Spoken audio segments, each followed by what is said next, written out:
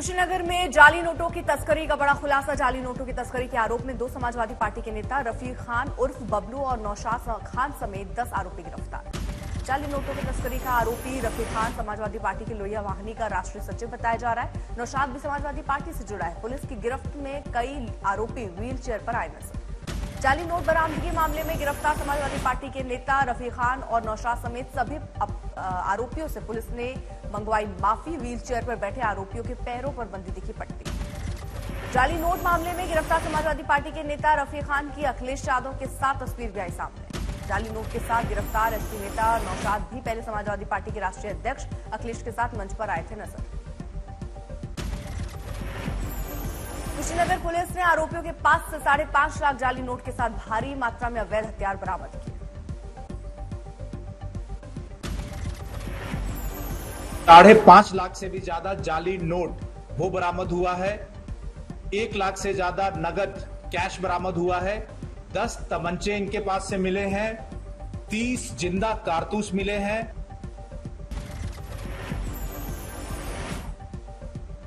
कलवा के अस्पताल में अक्षय शिंदे का चल रहा था इलाज। क्राइम ब्रांच ने की मौत की पुष्टि। कार्रवाई में 2 पुलिसकर्मी को लगी गोली, एक आईसीयू में भर्ती। अक्षय शिंदे की मौत पर बोले महाराष्ट्र के पीएम, कहा पुलिस ने आत्मरक्षा में कार्रवाई की, जांच के बाद और जानकारी सामने आएगी। विपक्ष ने सवाल उठाते हुए पूरे मामले की न्यायिक जांच करवाने की मांग की। कहा शुरू से ही पुलिस की भूमिका पर नहीं था विश्वास।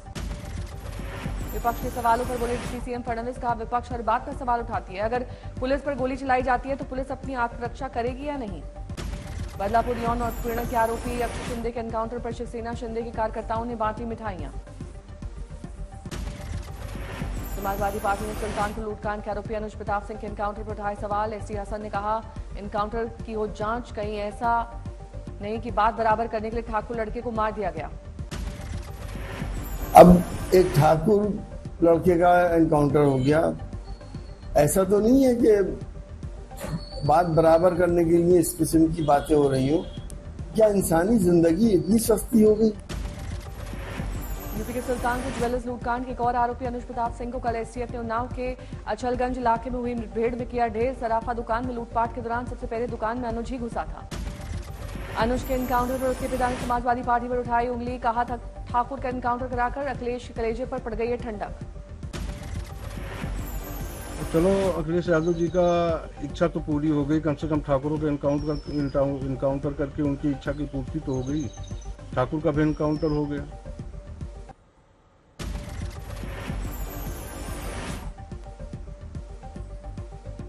प्रधानमंत्री मोदी अमेरिका दौरा खत्म करके स्वदेश के लिए हुए रवाना। आज शाम 6:30 बजे करीब पहुंचेंगे दिल्ली। प्रधानमंत्री मोदी ने न्यूयॉर्क में यूक्रेन के राष्ट्रपति जेलेंस्की के साथ द्विपक्षीय बैठक की। 1 महीने के भीतर दोनों नेताओं के बीच दूसरी मुलाकात। दुनिया के सबसे बड़े मंच से प्रधानमंत्री ने आतंकवाद का उठाया मुद्दा। आतंकवाद को बताया सबसे बड़ा खतरा। संयुक्त राष्ट्र के सत्र को संबोधित करते हुए प्रधानमंत्री ने कहा कि वैश्विक शांति और विकास के लिए ग्लोबल संस्थानों में सुधार आवश्यक। प्रधानमंत्री मोदी ने तकनीक के सुरक्षित उपयोग की जरूरत पर दिया जोर। कहा हमें मानव कल्याण सुनिश्चित करना होगा। आज से 2 दिनों के महाराष्ट्र दौरे पर अमित शाह नागपुर, छत्रपति संभाजी नगर, नासिक, कोल्हापुर में बीजेपी कार्यकर्ताओं से करेंगे बात। झारखंड के खूंटी में इंडिया गठबंधन पर बरसे जेपी नड्डा। कहा ये लोग देश और प्रदेश को भ्रष्टाचार, परिवारवाद, तुष्टीकरण में झोंक रहे। सुल्तानपुर एनकाउंटर में आरोपी अनुज सिंह को लेकर एक बार फिर मामले की शिकायत राष्ट्रीय मानवाधिकार आयोग में की गई। हाईकोर्ट के वकील गजेंद्र सिंह यादव ने एनकाउंटर पर शक जताया। एनएचआरसी से उच्च स्तरीय जांच की मांग। कैबिनेट रीशफल के तुरंत बाद पंजाब में बड़े स्तर पर आईएएस और पीसीएस अफसरों का तबादला। 143 डीएसपी के 7 आईपीएस भी बदले गए। राजस्थान के फिर प्रशासनिक फेरबदल। भजनलाल सरकार ने किए 183 आरएएस अधिकारियों के तबादले। राहुल गांधी पर केंद्रीय मंत्री रामदास अठावले का बयान। कहा राहुल का प्रधानमंत्री बनने का सपना सच नहीं होगा क्योंकि एनडीए एक है, कांग्रेस पार्टी अस्वस्थ और अस्थिर है। विपक्ष पर रामदास अठावले ने कहा कि विपक्ष को बोलने का अधिकार है पर लोगों को भ्रमित न करें। संविधान बदल देंगे, आरक्षण हटा देंगे, ऐसी गलत बातें न करें। वक्फ संशोधन विधेयक पर किरण रिजिजू ने कहा संसदीय समिति के पास करोड़ों सुझाव आए हैं। प्रोपेगेंडा करके वक्फ अमेंडमेंट बिल गलत तरीके से पेश नहीं करना चाहिए। किरण रिजिजू ने कहा वक्फ संशोधन बिल के बारे में मिसलीडिंग इन्फॉर्मेशन आ रही है। इस तरह की झूठी बातें करके कुछ फायदा नहीं है, ये बंद होना चाहिए। झूठ बोल रहे हैं कि मुसलमानों का ज़मीन को छीन करके सरकार रखना चाहता है। इस तरह का झूठे बातें करके कुछ प्रोपेगेंडा जो कर रहे हैं वो बंद होना चाहिए। यूपी एनकाउंटर पर पूछे गए सवाल के जवाब में केंद्रीय मंत्री गिरिराज सिंह ने अखिलेश के बयान पर साधा निशाना, कहा माफियाओं से रिश्ता जुड़ा हुआ है इसलिए होती है तकलीफ। तो स्वाभाविक है उनका रिश्ता अभी भी माफियाओं से जुड़ा है और इसीलिए वो जब भी किसी अपराधी पर कड़ी कार्रवाई होती है उनको तकलीफ होती है। तेजस्वी यादव के बिहार में बढ़ते अपराध को लेकर ट्वीट पर भड़की सांसद शांभवी चौधरी, कहा सोशल मीडिया का नेता बिहार में नहीं चलेगा।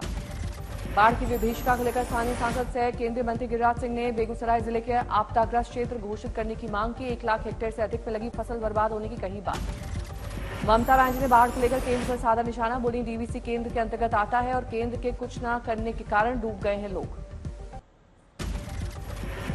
राज ठाकरे के सीएम से मुलाकात पर बोले बीजेपी प्रदेश अध्यक्ष चंद्रशेखर बावनकुळे, कहा राजनीतिक बैठक नहीं विकास की बैठक है।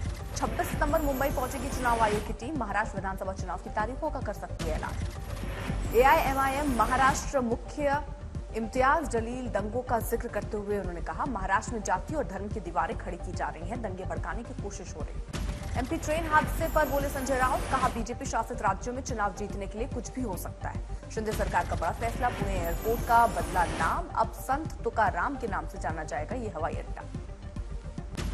केंद्रीय मंत्री अमित शाह ने हरियाणा में एक चुनावी सभा के दौरान कांग्रेस पर बोला जोरदार हमला, कांग्रेस को दलित विरोधी पार्टी करार दिया। अमित शाह ने आरक्षण मामले को लेकर कांग्रेस नेता राहुल गांधी पर भी साधा निशाना, देश में अगर कोई आरक्षण की रक्षा कर सकता है तो केवल प्रधानमंत्री।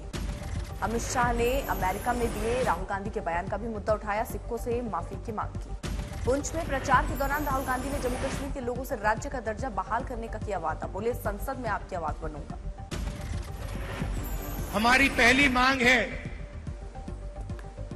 कि एक बार फिर आपको स्टेट का हक दिया जाए और आपका स्टेट आपको वापस दिया जाए। बनासकांठा में सोलर प्लांट का विरोध, आदिवासी और किसान सोलर प्लांट के खिलाफ कर रहे प्रदर्शन, 5 दिन में काम नहीं रुकने पर बड़े आंदोलन की धमकी। उदयपुर में पकड़ा गया आदमखोर तेंदुआ, 6 दिन विभाग पिंजरे में आए 2 तेंदुए, 6 दिन में 3 इंसानों को बना चुके थे निवाला। पश्चिम बंगाल के जलपाईगुड़ी में अलीपुरद्वार डिवीजन के न्यू मैनागुड़ी रेलवे स्टेशन पर एक खाली मालगाड़ी डब्बे पटरी से उतरे। हिमाचल के लोगों को मानसून से फिलहाल राहत नहीं, 25 सितंबर को फिर से भारी बारिश को लेकर मौसम विभाग ने जारी किया अलर्ट। ग्रेटर नोएडा में निर्माणाधीन मकान की रेलिंग गिरने से 2 मजदूरों की मौत, एक गंभीर रूप से घायल। बिहार के समस्तीपुर में बदमाशों ने व्यवसायी को मारी गोली, आक्रोशित लोगों ने पीछा कर बदमाश को पकड़कर जमकर की पिटाई। सूरत में इनाम और शोहरत की चाहत में 3 रेलवे ट्रैक मैन ने ट्रेन को पटरी से उतारने की साजिश रची, सूरत पुलिस ने किया गिरफ्तार। महाराष्ट्र डोंबिवली में 2.5 साल के बच्चे की हत्या के बाद आईटी इंजीनियर की पत्नी ने की आत्महत्या, हत्या और आत्महत्या का कारण अभी तक स्पष्ट नहीं। यूपी के बांदा में उत्पीड़न से परेशान छात्र ने की आत्महत्या, मां के आरोपी के खिलाफ दर्ज कराई एफआईआर। उदयपुर में तेंदुए का आतंक, ग्रामीणों में खौफ, 2 दिनों में 3 लोगों पर हमला। नोएडा पुलिस ने किया फर्जी कॉल सेंटर का भंडाफोड़, बेरोजगार युवाओं को शिप में नौकरी दिलाने के नाम पर ठगते थे लाखों। जोशीमठ मल्हारी राष्ट्रीय राजमार्ग लाता के समीप भारी भूस्खलन, भारत चीन सीमा को जाने वाला एकमात्र बॉर्डर रोड हुआ बंद। हैदराबाद में बारिश, जगह जगह जलभराव, लोगों को करना पड़ रहा है दिक्कतों का सामना। केंद्रीय गृह राज्य मंत्री नित्यानंद राय ने समस्तीपुर में बाढ़ प्रभावित क्षेत्रों का लिया जायजा, बाढ़ के कारण लोग पलायन करने को मजबूर। बीजेपी नेता शुभेंदु अधिकारी ने पश्चिम मेदिनीपुर जिले में बाढ़ प्रभावित क्षेत्र का किया दौरा, विपक्ष पर निशाना साधने के साथ लोगों को दिया हर संभव मदद का भरोसा। बेगूसराय में बाढ़ से पीड़ित लोगों को राहत कार्रवाई न किए जाने के कारण नेशनल हाईवे किया गया जाम। दिल्ली में आज से शुरू हुआ 10वां राष्ट्रमंडल संसदीय संघ भारत क्षेत्र सम्मेलन, संसद भवन परिसर में स्पीकर ओम बिरला की अध्यक्षता में 2 दिवसीय आयोजन। सीसीपीए में राज्यों, संघ शासित प्रदेशों के विधानसभा अध्यक्ष, उपाध्यक्ष हो रहे हैं शामिल। सतत समावेशी विकास में विधायी निकायों की भूमिका पर चर्चा। यूपी के अमरोहा के कलाकार ने दीवार पर पेंटिंग बनाकर रेलवे ट्रैक को बाधित नहीं करने की अपील की है, जिसमें कलाकार ने पोर्ट्रेट कोयले से 6 फीट ऊंची पेंटिंग बनाई है। एक्टर महेश बाबू उनकी पत्नी ने मुख्यमंत्री राहत कोष में 50 लाख का दान दिया, दोनों ने सीएम रेवंत रेड्डी से मुलाकात कर चेक सौंपा। नोएडा के इंजीनियर ने पेश की जागरूकता की मिसाल, स्लम और गांव की महिलाओं तक सैनिटरी पैड पहुंचाने के लिए शुरू की सेफ वुमेन 1 पैड की मुहिम।